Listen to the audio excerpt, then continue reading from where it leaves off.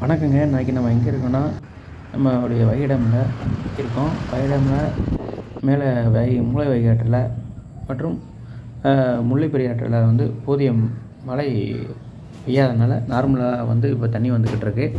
So அதனால் தற்பொழுது வைகை டேமில் ஓரளவுக்கு தண்ணி குறைஞ்சிட்டு, ப்ளஸ் கீழே இருக்கிற அந்த கணவாயில் மட்டும்தான் அதில் தண்ணி திறந்து விட்ருக்காங்க.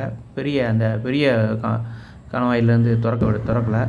இதனால் தண்ணி மதுரைக்கும் ப்ளஸ் திண்டுக்கல், தேனி, ராமநாதபுரம், சிவகங்கை மாவட்டங்களுக்கு நார்மலாக போய்கிட்டு இருக்கு. இந்த தண்ணியை நீங்கள் பார்க்கலாம். ப்ளஸ் ஈவினிங்கோடைய இந்த சூரிய ஒளியோட மேலும் மிகவும் இது ஒரு ரோட்டு பக்கத்துலேயே இருக்கிறதுனால நம்ம மேலே நின்று ரசிச்சுட்டு திரும்பி வந்துடலாம்.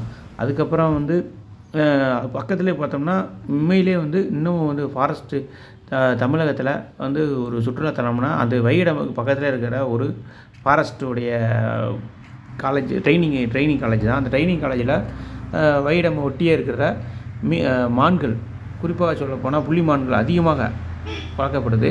நீங்கள் பார்த்தீங்கன்னா, நான் இப்போ உங்களுக்கு போடுற அந்த வீடியோவில் பார்த்தீங்கன்னா ஒரு குட்டி ஒரு 10க்கு மேலே ஒரு மான்கள் இருக்குது.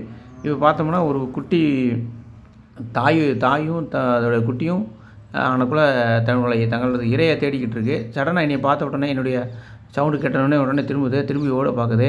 அதன் பின்பு அதுக்கு பின்னாடி ஒரு சில மான்கள் மேய்ஞ்சிக்கிட்டு இருந்துச்சு. அந்த மான்களும் அதனை தொடர்ந்து பின்னோக்கி சென்றுருச்சு.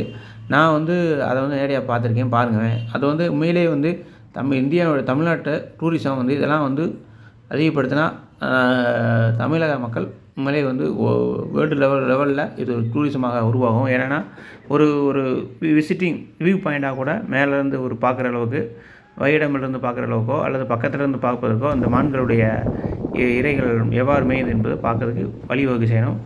அதே போல் தண்ணி வைகை டேமில் எந்த அளவுக்கு வந்துக்கிட்டு இருக்குன்னு பாருங்கள். ஸோ மீண்டும் நாளைக்கு பார்ப்போம். வைகை டேம். நன்றிங்க.